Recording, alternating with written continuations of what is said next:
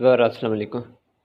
आज इस वीडियो में आपको बताऊंगा कि जैद बहुत ही धमाकेदार ऑफर लाया दिसंबर 2021 में अपने यूज़र के लिए।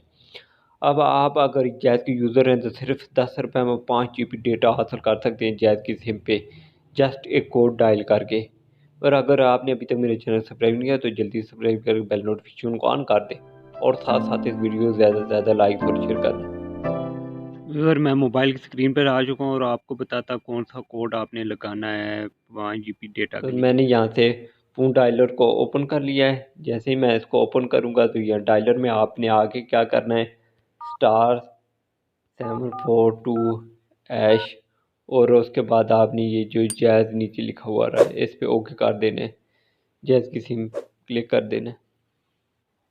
तो व्यूअर ये मुझे मैसेज आ चुका है कि आपने 10 रुपये में 5 GB डेटा जो है वो हासिल कर चुके हैं 24 घंटे के लिए। और आप अपना डेटा जो है ये *742*2# डायल करके चेक कर सकते हैं। तो व्यूअर इस तरह आप जो है ये कोड डायल करके जैसे 5 GB डेटा 10 रुपये में हासिल कर सकते हैं।